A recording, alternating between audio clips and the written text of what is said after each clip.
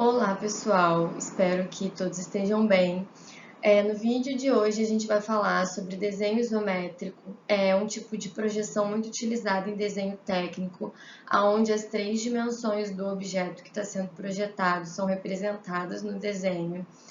Ele faz parte de um grupo de projeções chamada de perspectivas axonométricas, e ele é o mais utilizado em desenhos técnicos por causa da facilidade de representação, né, do desenho em si, mas eu vou explicar isso melhor ao longo dos slides.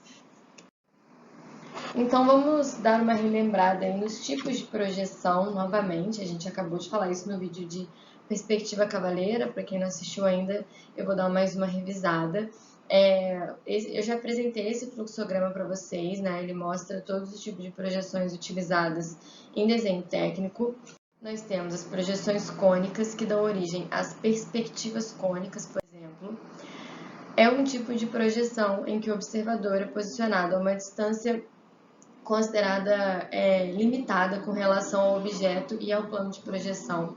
Então, os raios projetantes que partem do observador e vão até o plano de projeção, eles possuem uma angulação entre si, fazendo com que a projeção daquele objeto tenha dimensões diferentes das dimensões originais do objeto, né? Então, por exemplo, na figura aqui da esquerda, a gente tem um cubo e quando ele é projetado com perspectiva cônica, a projeção dele é bem maior do que as dimensões originais do cubo. Esse tipo de projeção ele se assemelha a um sistema em que você coloque, por exemplo, um objeto e uma lanterna e uma parede, né? A lanterna, no caso, é o seu observador, os raios luminosos que partem dela são as projetantes, o objeto e a parede é o plano de projeção. Então, se você apontar uma lanterna com direção a uma cadeira, vocês vão ver que a sombra dessa cadeira, como está mostrado aqui, vai ser bem maior que a cadeira. Isso por causa dessa angulação entre os raios projetantes aí que partem do observador. Então, esse tipo de projeção, ele distorce um pouco o nosso objeto original. Outro tipo de projeção, que é o contrário da projeção cônica, são as projeções cilíndricas. O contrário que eu quis dizer foi porque, nesse caso, o nosso observador ele é posicionado a uma distância muito longa com relação ao objeto e ao plano de projeção. Então, os raios projetantes que partem desse observador eles são considerados paralelos entre si, por causa dessa distância elevada. Então, como os raios projetantes são paralelos, né, a projeção do objeto ela vai ter dimensões proporcionais às dimensões originais daquele objeto. Dependendo do posicionamento do objeto e dos raios projetantes, o desenho não vai ser em verdadeira grandeza, né? A projeção não vai estar em verdadeira grandeza, mas as dimensões são proporcionais. Dentro das projeções cilíndricas, nós temos as projeções oblíquas e as ortogonais. Vou falar primeiro das projeções oblíquas, que dão origem à perspectiva cavaleira, que é um tipo de perspectiva que foi falado no vídeo anterior. Quem ainda não assistiu e tiver interesse, pode dar uma olhadinha lá. Então, no tipo de projeção cilíndrica oblíqua, os nossos raios projetantes, eles incidem no plano de projeção com uma angulação diferente de 90 graus, menor do que 90 graus. Ou seja, eles não estão perpendiculares a esse plano de projeção. Então, por causa disso, dependendo da angulação de incidência dos raios, a gente vai possuir diferentes projeções de um mesmo objeto posicionado de uma mesma forma. E por último, nós temos as projeções cilíndricas ortogonais, que são subdivididas entre as vistas ortográficas e as perspectivas axonométricas. As vistas ortográficas a gente já viu também em um outro vídeo, já falamos a respeito delas. E no caso delas, uma das faces principais do nosso objeto vai estar posicionada de forma paralela ao nosso plano de projeção e então vai ser projetada em verdadeira grandeza. Então, sempre que a gente tem esse posicionamento do nosso objeto com relação ao plano de projeção, nós vamos estar projetando ali uma vista ortográfica principal do nosso objeto. E, além das vistas ortográficas, como eu já falei, temos as perspectivas axonométricas. Lembrando que, eu acho que eu não citei isso ainda, Mas as projeções cilíndricas ortogonais, elas são diferentes das oblíquas, aquele tipo de projeção em que as nossas projetantes vão incidir no plano de projeção com um ângulo de 90 graus, por isso ortogonais, tá? Eu esqueci de citar isso, mas essa é a diferença entre as duas. Então, no caso das perspectivas axonométricas, o nosso objeto é posicionado de forma que 2 ou 3 dimensões desse objeto sejam projetadas no nosso plano projetante.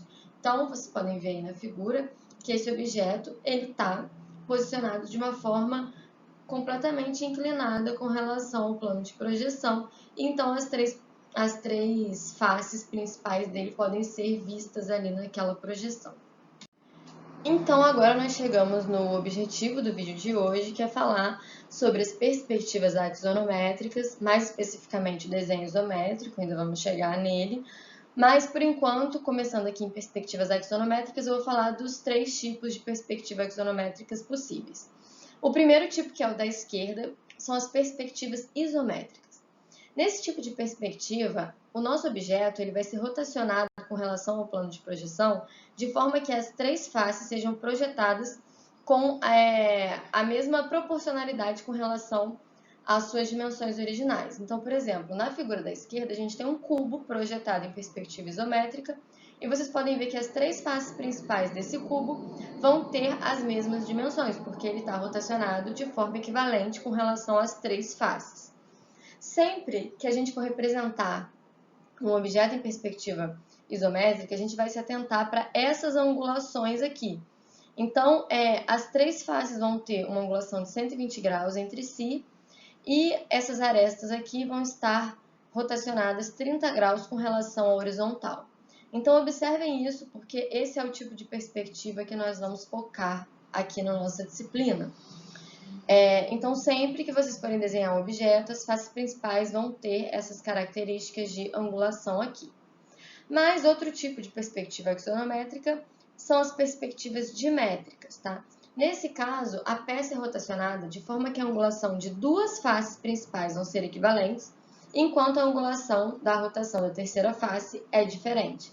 Então, aqui, por exemplo, tem um exemplo de perspectiva dimétrica, e aí a gente tem, nessas 2 faces da frente, uma angulação igual a θ, e a face superior, ela tem uma angulação diferente com valor de α.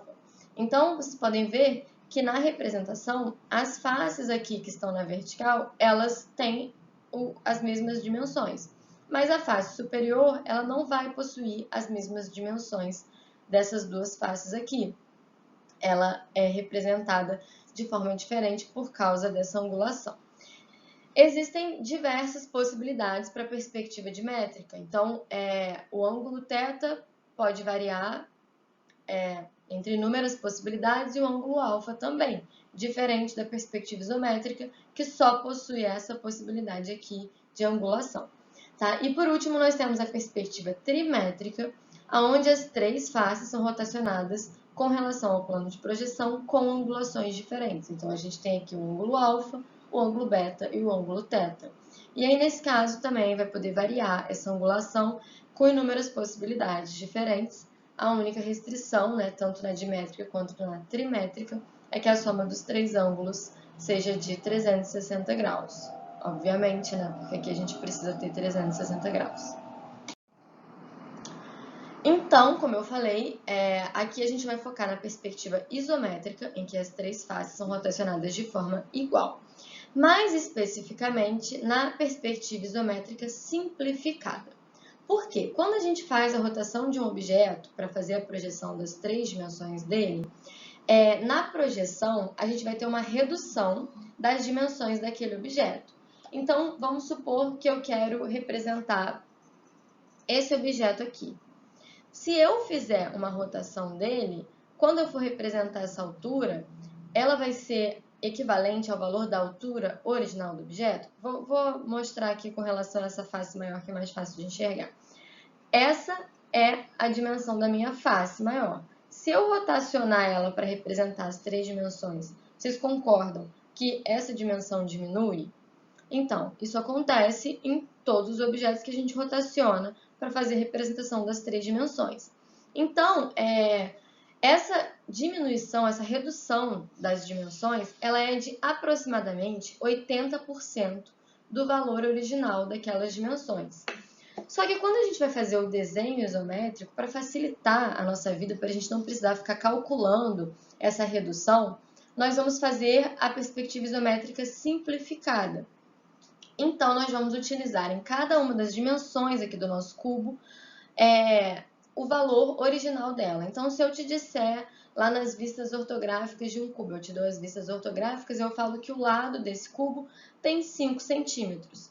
Quando eu for desenhar em perspectiva isométrica simplificada, eu vou lá com a minha régua, vou posicionar e vou marcar 5 centímetros para cá, 5 para cá, 5 para cá, para todos os lados do meu cubo. Eu vou ignorar essa redução de mais ou menos 20% e vou manter as dimensões originais do meu objeto. Isso faz com que eu desenhe um objeto fora de escala. Então, a perspectiva isométrica simplificada faz com que eu esteja desenhando um objeto maior do que ele realmente é, tá? Mas a gente vai utilizar esse tipo de perspectiva realmente para facilitar o desenho.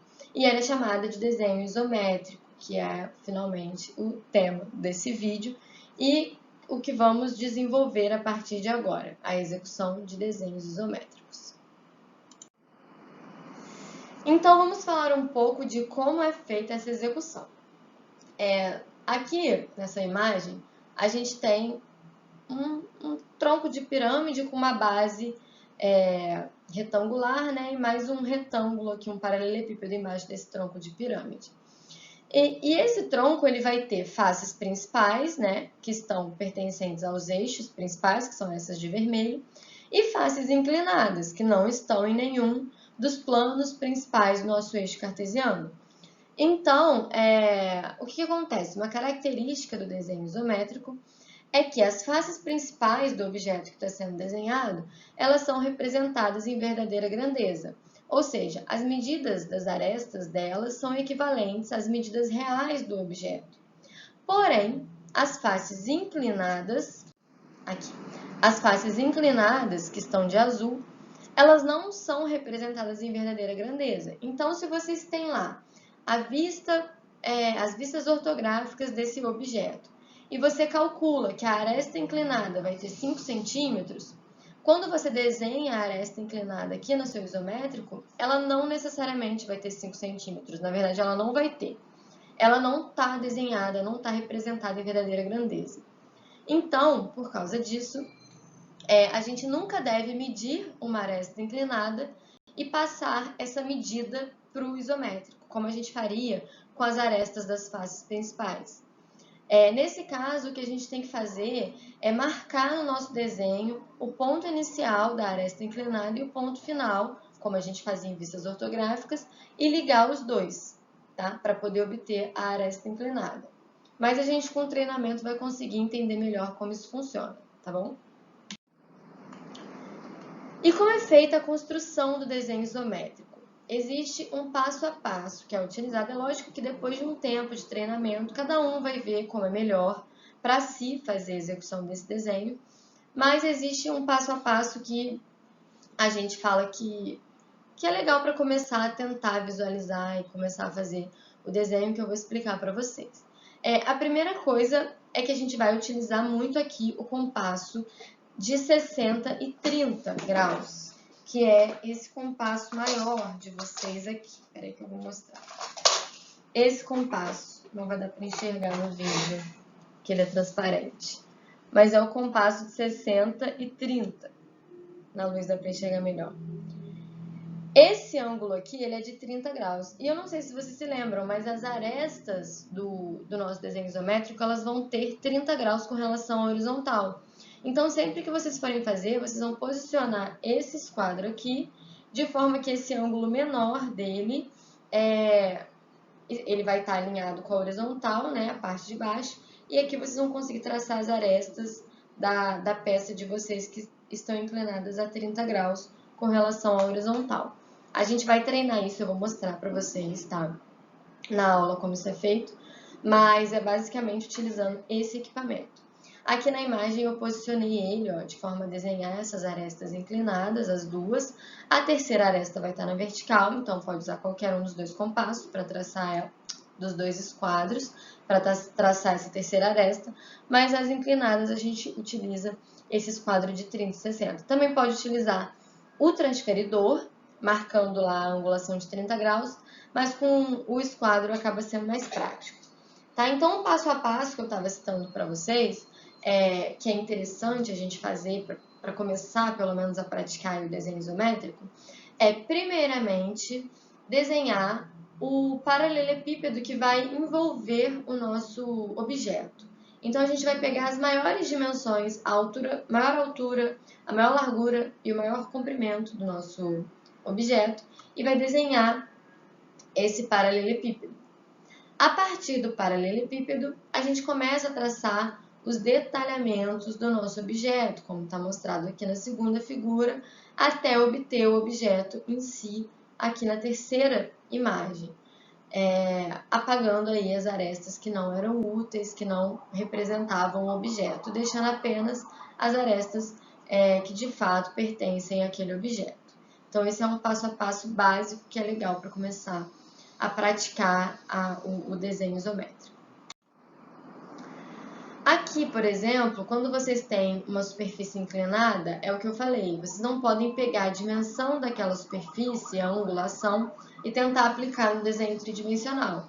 O que vocês precisam fazer, como está exemplificado aqui, é marcar o ponto inicial e o ponto final dessas retas inclinadas, por exemplo, o ponto 1 e o ponto 2. Então, vocês poderiam pegar lá na vista ortográfica de vocês esse comprimento e esse comprimento aqui, posicionando esse ponto e esse ponto.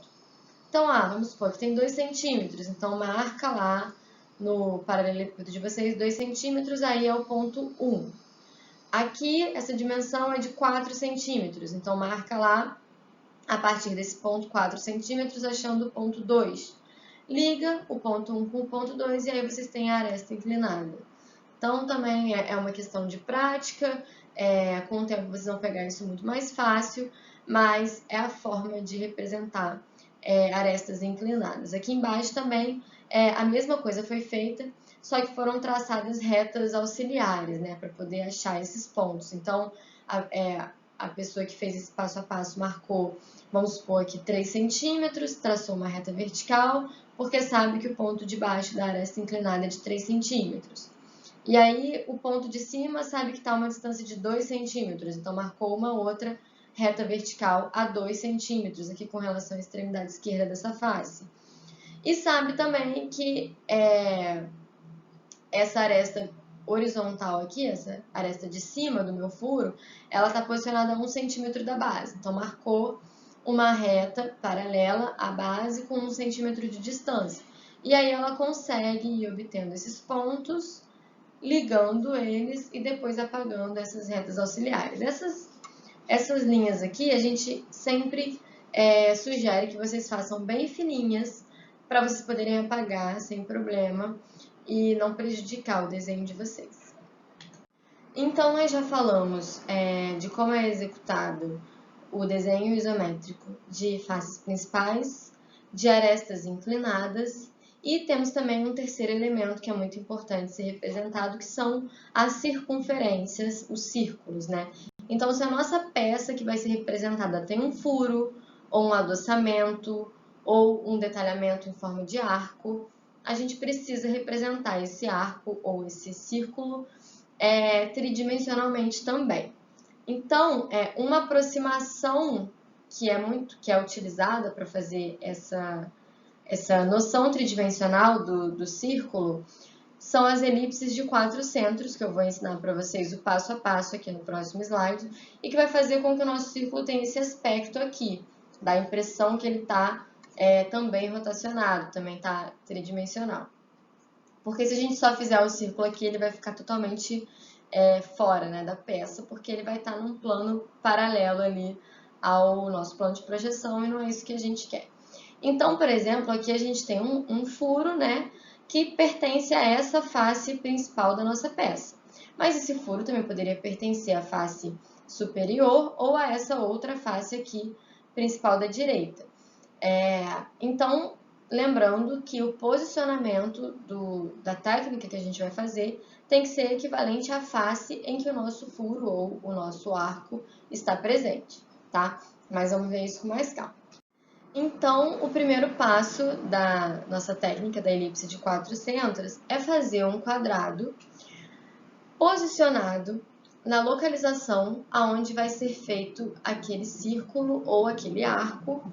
Então, esse quadrado ele tem que estar com o centro posicionado onde seria o centro do círculo, tá? Ele tem que estar posicionado também na mesma face em que está posicionado o nosso círculo.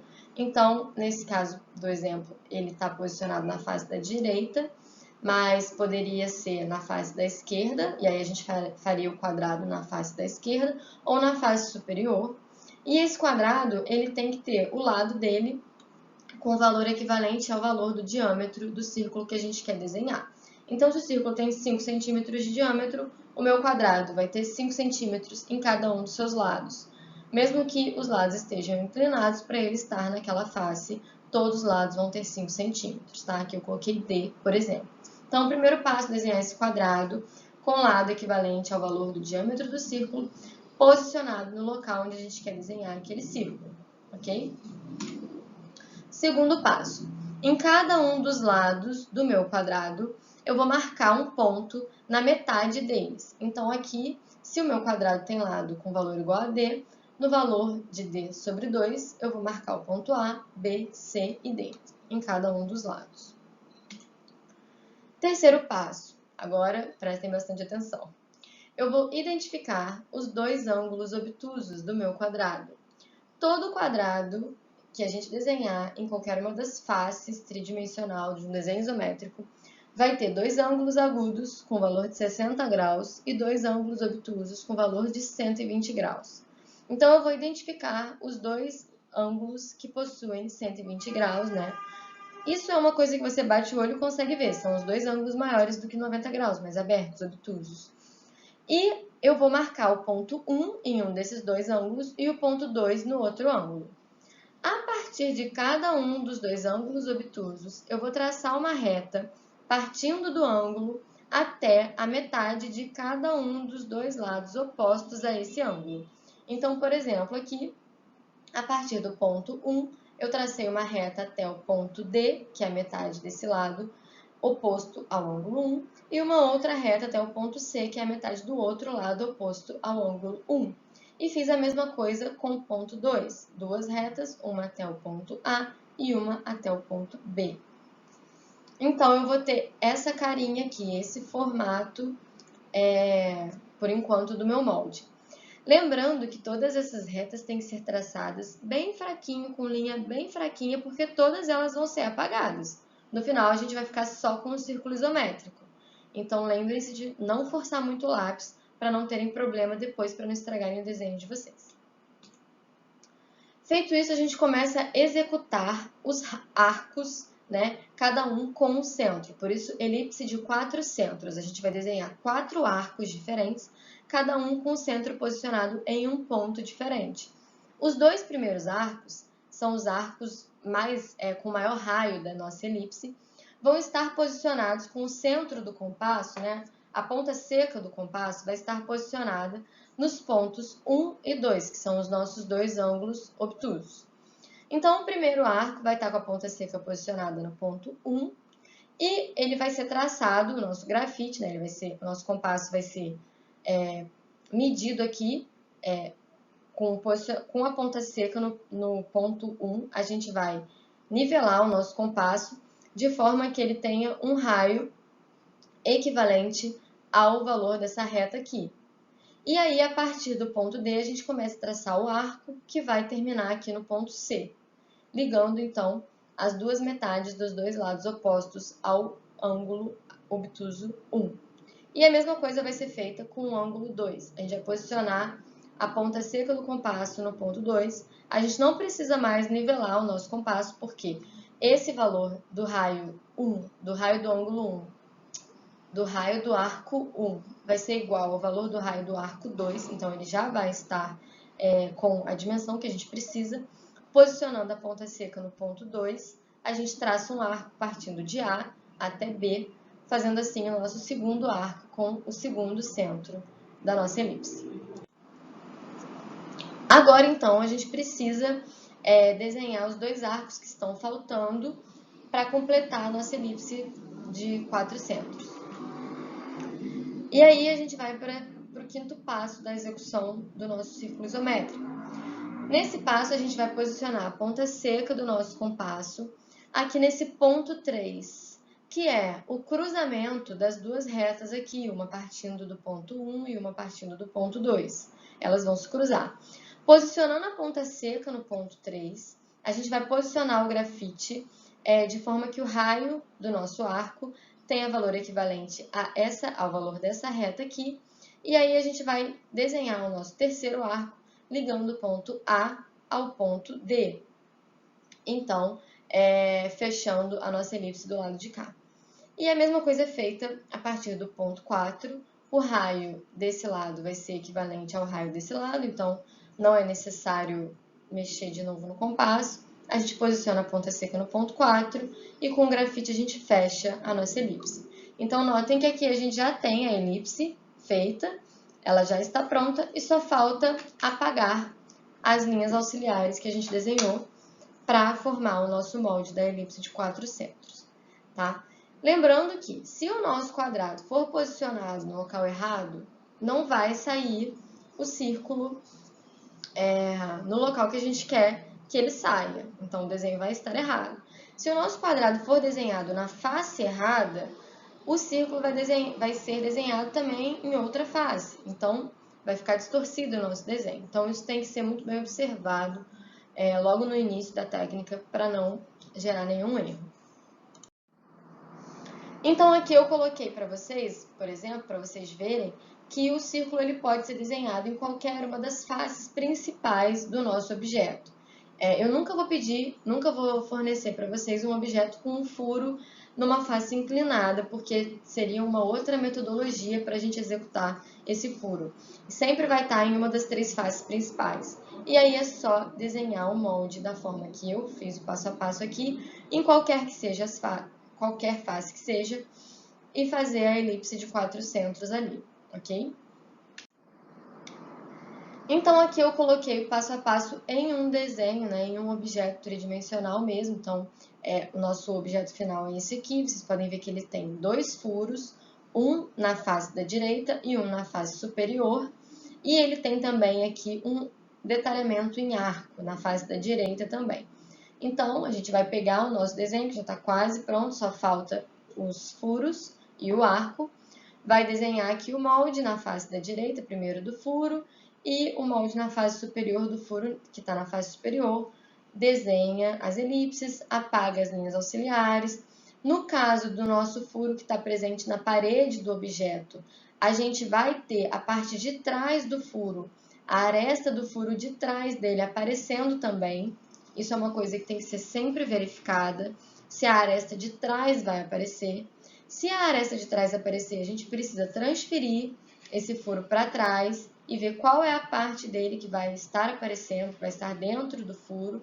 Aí, por exemplo, nesse caso, ficou só esse trechinho aqui, tá vendo? O resto foi apagado. Então, nem é necessário que seja feito o desenho todo. Depois eu faço com vocês de forma que, quando a gente fizer o desenho da frente, a gente já vai ter no nosso compasso o valor do raio desse arco, que é o único arco que aparece na parte de trás do nosso furo. Então, a gente só precisa transferir para trás o centro daquele furo e a partir dali desenhar o arco. Então, depois eu mostro para vocês isso mais detalhadamente.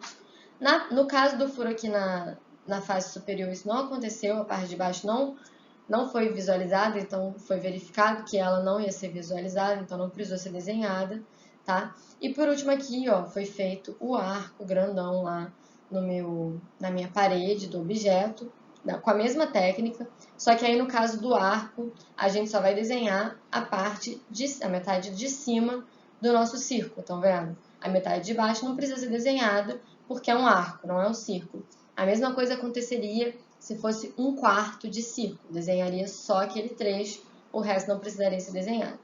E também na parte de trás é necessário desenhar esse arco, porque o detalhamento não é só na frente, é atrás também. E aí, ó, notem que entre essas duas figuras tem uma diferença, porque aqui a gente tem o arco de trás completo e o arco da frente completo. Mas a gente vai ter uma aresta aqui, tá vendo? Que está desenhada em vermelho, bem pequenininho aqui, que é uma aresta na mesma dimensão das arestas principais aqui do nosso objeto, que vai estar ligando os dois arcos. Então, ela tem que ser desenhada, e aí o que sobrou do arco de trás vai ser apagado, dando origem ao nosso desenho, tá? Então, todos esses detalhes têm que ser visualizados, notados, e isso é uma coisa que a gente vai exercitar ao longo da disciplina, com vocês treinando, praticando, fazendo vários desenhos, vocês vão ver, vão começar a ter uma sensibilidade maior de quando tem que colocar essas arestas, de quando vai aparecer lá atrás a parte de trás do nosso furo, enfim, são detalhes importantes aí na representação da peça. Então, para começar o nosso treinamento de desenho isométrico, a gente vai utilizar esse artifício, que é a folha isométrica, que é uma folha onde tem várias marcações em cinza de linhas com 30 graus de inclinação, com menos 30 graus de inclinação e linhas na vertical. Cada unidade, né, cada lado desse quadradinho que é apresentado aqui, ele vai ter o valor de 1 centímetro ou 1 milímetro, então é um valor unitário. E aí, quando vocês forem desenhar a peça de vocês não vão precisar usar instrumento, no caso da folha isométrica, tá? Só para treinar. E vocês vão ver que cada unidade dessa vai ter, cada quadradinho desse vai ter uma unidade. Então, se o nosso cubo que a gente quer desenhar tem 4 centímetros de lado, a gente vai marcar aqui 1, 2, 3, 4 quadradinhos de lado. Tem 4 de altura, então 1, 2, 3, 4 de altura, tá? Então é só ir contando cada um desses quadradinhos isométricos como uma unidade, e todas as arestas principais que a gente for desenhar vão estar em um desses quadradinhos. Então, para auxiliar vocês, a gente vai usar essa folha isométrica no início, mas depois vocês precisam também praticar com os instrumentos, porque não vai ser sempre que a folha vai ser fornecida. E o desenho com o instrumento, como eu já falei, a gente vai utilizar o esquadro de 30 e 60 graus, tá? Lembrando que é o de 30 e 60. Não adianta, se vocês forem usar o outro esquadro de 45, o desenho não vai sair isométrico, vai sair errado. E aí é só posicionar a nossa régua, a régua de vocês, posiciona os esquadros de forma que ele fique alinhado com a horizontal, né, a base dele, e que fique com arestas de 30 graus com relação à horizontal, porque a gente vai usar esse ângulo de 30 graus do esquadro, tá? Então, a gente tem um exemplo aqui de uma peça que foi fornecida em vistas ortográficas e a gente quer fazer o desenho isométrico dessa peça aqui nessa folha isométrica da direita. Tá? Primeira coisa que a gente vai ver é qual é o diedro que a minha peça está sendo representada, né? A gente está vendo aqui que ela está no terceiro diedro e a gente tem a vista lateral esquerda, a vista frontal e a vista superior da peça. Então, a gente já sabe que a gente tem que posicionar a peça de forma que essa vista aqui está localizada à esquerda e essa vista aqui está localizada à direita, tá? Como eu falei lá atrás, é interessante, principalmente para quem está começando, fazer primeiro o paralelepípedo que envolve a nossa peça, que vai ter as maiores medidas da peça. É como se a gente pegasse um bloco preenchido de um paralelepípedo e fosse esculpir naquele bloco os detalhes da nossa peça até formar ela. Então, a gente precisa saber qual vai ser a altura máxima, a largura máxima e o comprimento máximo da peça para poder definir qual vai ser esse bloco. Então, se a gente for olhar aqui nas nossas vistas ortográficas, vamos definir primeiro qual vai ser a altura do nosso bloco. A gente pode ver na vista lateral esquerda e na vista frontal que a peça tem a altura máxima de 1, 2, 3, 4, 5 quadradinhos. Então, eu vou lá na minha folha isométrica e desenho uma reta com 1, 2, 3, 4, 5 triangulinhos, tá? Então, a gente viu a altura, agora a gente quer ver qual vai ser a largura, a maior largura da minha peça aqui do lado direito. Então, a gente vai lá na vista frontal, que é a que vai ser posicionada ali do lado direito, e ver quantos quadradinhos de largura. 1, 2, 3, 4, 5, 6. Desenha ali a 30 graus, lembrando, de inclinação com relação à horizontal. A gente vai desenhar uma reta com 6 triangulinhos. E qual vai ser o comprimento da minha peça, né? A outra, terceira dimensão do meu bloco. A gente vai verificar aqui na vista lateral esquerda. 1, 2, 3, 4, 5 quadradinhos e desenha lá uma reta com 5 quadradinhos. Então, a gente tem aqui as 3 dimensões principais do meu bloco e eu posso terminar de desenhar ele fazendo as outras retas paralelas e com o mesmo comprimento da base que eu já desenhei. Então, eu desenho aqui a altura do meu bloco lá atrás, né, nas duas extremidades, fecho a parte da frente, fecho lá a parte superior do meu bloco e fiz aqui um tracinho a mais que não era para fazer, mas vamos continuar. Então, aqui, desconsiderando esse tracinho, nós temos o meu bloco em que vamos esculpir aí o detalhe da nossa peça para poder obter ela no final.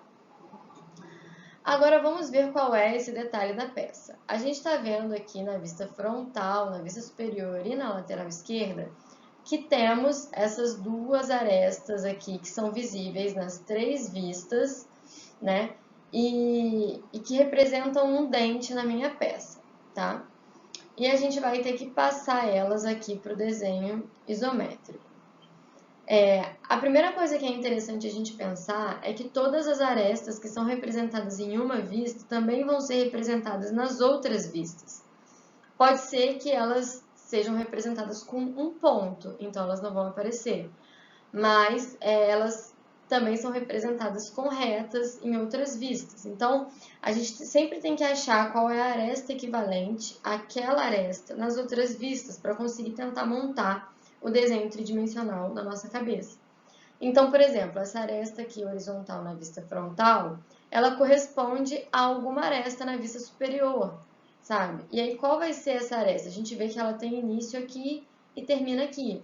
Qual é a aresta na vista superior que tem início aqui e termina aqui? É essa. Então, a gente vê que essas arestas são correspondentes, tá? Mas isso é uma técnica, né? Existem várias técnicas para fazer esse desenho tridimensional. Vamos tentar, para começar, fazer um passo a passo bem minucioso aqui das retas que a gente vai desenhar. Então, vamos começar aqui pela vista frontal. A gente quer desenhar, então, esse detalhamento da vista frontal lá na vista frontal do meu desenho tridimensional. Então, eu já desenhei aqui, já mostrei para vocês a primeira reta, que é essa reta que está na horizontal, ela tem 4 quadradinhos. Então, eu passei para lá com 4 triangulinhos. E agora está faltando essa outra aresta na vertical aqui para fechar, que eu vou desenhar lá também. Beleza? Agora vamos ver na lateral esquerda. Na vista lateral esquerda, a gente tem também uma aresta na horizontal, que tem 3 quadradinhos. Então, eu vou desenhar lá na minha vista lateral esquerda do desenho isométrico essa aresta. E temos uma aresta na vertical também com 2 quadradinhos, que eu também vou desenhar lá em cima. Beleza? Agora, na vista superior, eu tenho essas duas arestas. Essa aqui tem 4 quadradinhos. Vocês vão notar que ela é correspondente a essa aqui, né? A essa aresta aqui. Então, ela tem que ter o mesmo comprimento que ela e a mesma direção. Então, quando a gente for desenhar, ó, ela tem o mesmo comprimento que essa aqui e a mesma direção. Ela está na mesma direção nas vistas ortográficas também. Imaginem que a gente está pegando a peça aqui na frontal e virando ela para a vista superior, tá? E tá faltando aqui essa outra aresta na vertical, só que lembrando que a gente está na vista superior, né? Essa vista aqui. Então, essa outra aresta a gente vai desenhar aqui. E aí, o que vocês conseguem visualizar desse desenho isométrico? O que ele parece para vocês? Ele parece que faz sentido? Vejam só, a gente tem aqui quinas entre arestas, tá vendo? Se a gente tem uma quina aqui entre essas duas arestas, significa que a gente tem uma mudança de plano aqui. Se a gente tem uma mudança de plano, a gente precisa ter uma aresta entre esses dois planos. Sempre que a gente tem mudanças de planos, a gente tem arestas ali, né? Então, tá faltando uma aresta aqui nessa quina, tá faltando uma aresta aqui nessa quina e uma aqui. Então, vamos desenhar essas 3 arestas que representam a mudança de plano. 1, 2, 3. Agora a nossa peça tomou um pouco mais de forma, estão vendo? A gente consegue visualizar que aqui a gente tem um plano horizontal, aqui a gente tem um plano que está na vertical e aqui um outro plano também na vertical. Só que tem aresta sobrando aqui. Já que a gente tem como se fosse um dente na peça, faz sentido essas 3 arestas aqui da frente? Elas são exatamente o que a gente retirou da nossa peça. Então, a gente precisa apagá-las. E aí, assim, a gente obtém aí a forma final da nossa peça que a gente obteve através das vistas ortográficas. Algumas pessoas vão ter mais facilidade de conseguir visualizar essa peça antes de desenhar e outras vão ter mais dificuldade.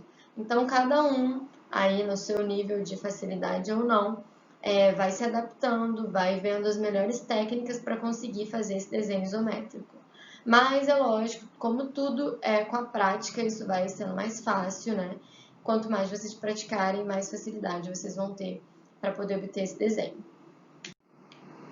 Então, algumas pequenas regrinhas do desenho isométrico que é bom vocês memorizarem. Primeiro, as arestas invisíveis não são representadas. Então, diferente do que a gente fazia lá nas vistas ortográficas, que a gente representava as arestas invisíveis com linhas tracejadas, aqui a gente só vai representar a aresta visível. As invisíveis não aparecem. É como se o nosso objeto fosse um objeto sólido, um objeto preenchido. Então, a gente não enxerga o que tem lá atrás. É utilizada a perspectiva isométrica simplificada, ou seja, as medidas do objeto são desenhadas em verdadeira grandeza. Como eu já falei, a gente vai pegar a própria medida das vistas ortográficas e passar para o nosso desenho, sem considerar aquela redução que deveria ser feita por causa da inclinação das faces principais, ok? As arestas visíveis do objeto devem ser representadas em linhas espessas. Então, quando vocês forem fazer a cotagem, por exemplo, de um desenho isométrico, a linha do desenho das arestas visíveis do desenho isométrico tem que ser mais grossas que as linhas da cotagem. As linhas de centro de circunferência devem ser representadas em linhas finas. Então, da mesma forma que a gente fez para as vistas ortográficas, aqui a gente vai ter também aquela linha traço-ponto, aquela reta traço-ponto, para especificar o centro das circunferências, e elas têm que ser feitas com linhas finas.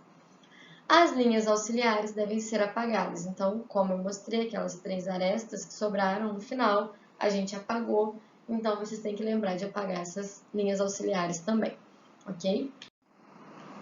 Então, agora a gente vai para um exemplo um pouquinho mais complexo, que eu vou fazer o passo a passo aqui com vocês, sem considerar a folha isométrica, mas quando vocês forem fazer à mão, vocês vão precisar dos esquadros, da régua, então pratiquem sempre utilizando esses instrumentos, porque vocês vão precisar muito deles. Eu não tenho como mostrar nos slides a utilização dos instrumentos, então eu vou fazer criando as linhas.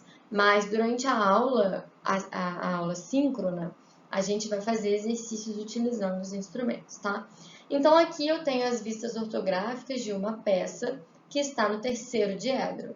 Então, o primeiro passo para a gente poder fazer o nosso desenho isométrico é identificar quais são as vistas que estão sendo apresentadas. Se as minhas vistas estão no terceiro diedro, significa que eu tenho aqui a minha vista frontal, aqui a minha vista superior, que está acima da frontal. Então, a minha vista que está do lado esquerdo é a minha vista lateral esquerda, tá? Então, eu já sei que essa vista aqui, ela vai ser posicionada do lado direito da peça, essa aqui vai ser posicionada do lado esquerdo e essa é a vista superior. Outra coisa interessante para tentar ajudar a gente a visualizar a peça é ver quais dessas 3 vistas conseguem me fornecer o formato da minha peça. Então, por exemplo, na vista superior eu estou vendo um retângulo com vários detalhes. Na vista lateral esquerda também, né? Eu só consigo ver que existe uma quina aqui na parte de cima do meu retângulo, mas eu não consigo ver a forma dela. Para mim é um retângulo cheio. Agora, olha a minha vista frontal. Na vista frontal eu consigo ver que a minha peça tem um formato de L.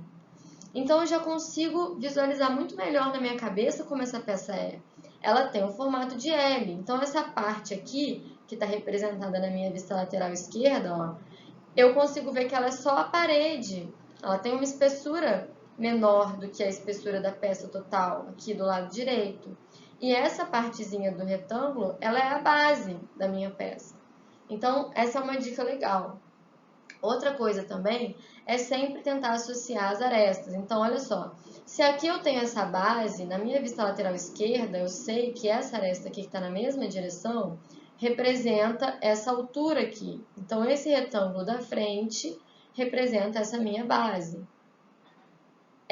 Esse meu dentezinho aqui para baixo, ó, ele também vai estar representado na vista superior por essas duas arestas. Então, essas arestas representam o meu dente. Na vista lateral também, com uma linha tracejada, porque nesse caso vão ser arestas invisíveis. Essa circunferência também vai estar representada na vista frontal, com linhas tracejadas. No caso, aqui em cima não está tracejado, porque a gente tem essa inclinação e aconteceu da aresta da parte de baixo aqui dessa quina coincidir com a aresta da parte de cima do nosso furo. Então, aqui está contínuo, mas a gente está vendo que aqui está tracejado. Então, todas as arestas vão ter uma correspondência e nas outras vistas, tá? Isso é bem legal associar também para vocês conseguirem visualizar. Até para verificar as cotas é importante, porque aqui na vista frontal eu não consigo saber qual é a largura desse meu dente, mas na superior eu consigo ver que tem 10 milímetros de largura, então também é interessante. Então, o primeiro passo é fazer o nosso bloco que vai envolver a peça, né, como a gente já falou, e com 30 graus de inclinação nas arestas aqui com relação à horizontal. Então, a gente vai lá nas nossas vistas ortográficas, e vamos verificar qual é a largura máxima, a altura máxima e o comprimento máximo da peça. Começando pela altura, a gente pode ver aqui na vista frontal que a nossa peça tem a altura máxima de 40 milímetros. Então, a gente vai lá no nosso bloco e desenha ele com 40 milímetros de altura. A parte da vista frontal, que é posicionada do lado direito, porque a gente está representando a vista lateral esquerda, ela vai ter 50 milímetros. Então, lá do lado direito, eu vou marcar 50 milímetros com inclinação de 30 graus com relação à horizontal. A parte da vista lateral esquerda tem 30 milímetros. Então, aqui eu marco 30 milímetros, né? Vocês estão vendo que estão aqui as cotas dessas medidas. E assim eu crio o meu bloco. Eu posso fazer as arestas lá do fundo do bloco ou não, depende, cada um tem mais facilidade de uma forma, mas lembrando que se fizer, depois tem que ser apagada, tá? O que não for visível, pelo menos, vai ser apagado. Então, primeira fase concluída. Agora, a segunda fase, a gente vai verificar aqui nas nossas vistas qual é o maior detalhamento que a gente consegue olhar, bater o olho e falar, olha, consegui enxergar esse detalhe. Que é, como eu falei, a parte na vista frontal que mostra que a minha peça é um L. Notem que nessa parte do L não tem nenhuma aresta. Como não tem nada aqui, não tem nada, aqui é um buraco, aqui é um nada. Então, eu consigo desenhar esse L lá na minha pecinha tridimensional. Eu sei que ele vai até o fim da peça, né? Porque a gente consegue ver na frontal que não há nenhuma aresta aqui no meio. Desculpa, a gente consegue ver na vista lateral esquerda que não tem nenhuma aresta aqui no meio. Então, essa parte de cima e a base do meu L, eles vão até o final. Então, eu desenho isso aqui. E essa parte da frente aqui, esse quadrado, não existe. Mas eu vou deixar as arestas ali para elas me ajudarem, caso eu precise delas para mais alguma coisa. Então, o primeiro detalhe mais significativo eu já desenhei. Agora vamos para os detalhes mais singelos, que não envolvem a execução de nenhum círculo isométrico. Na vista frontal ainda, a gente consegue ver que tem um dente aqui, certo? E na superior, a gente vê que esse dente vai até o final da peça, ó, porque essas arestas vão até o final da peça. Então, eu consigo desenhar aqui na frontal o meu dente, eu prolongo ele ao longo da peça inteira. Além disso, na vista lateral esquerda, eu consigo ver que tem duas quinas aqui na parte da parede da minha peça.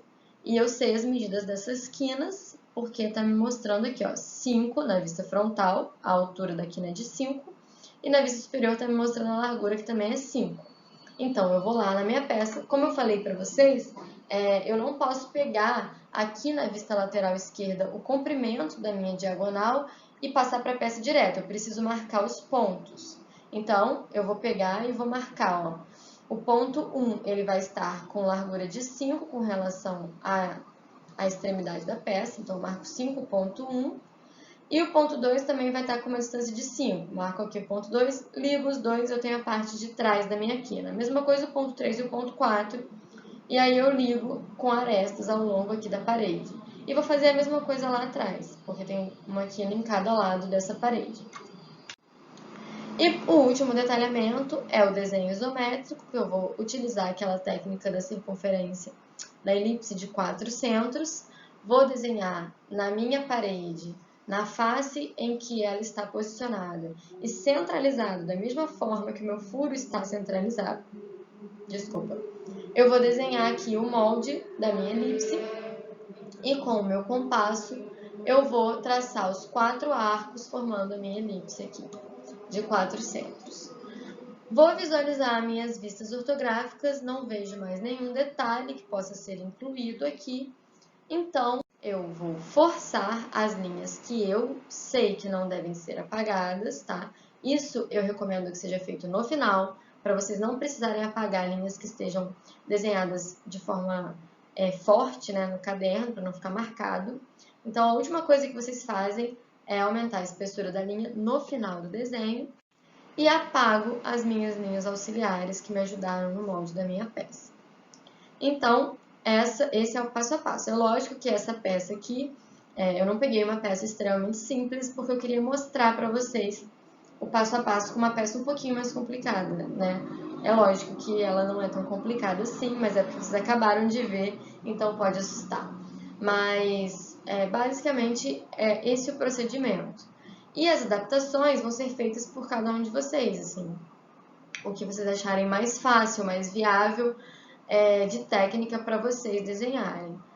Com os instrumentos, a gente vai ver na próxima reunião como que é feito. Eu vou fazer aqui com vocês, para vocês conseguirem visualizar, mas eu aconselho que vocês já deem uma olhada na lista de exercícios e tentem fazer alguma coisa, tentem esboçar alguma coisa, para vocês já conseguirem desenvolver, né, essa parte aí antes da próxima aula. Tem alguns exercícios também que são utilizando a folha isométrica, então se preferirem podem começar por eles e a gente vê na próxima aula como faz com a utilização dos esquadros.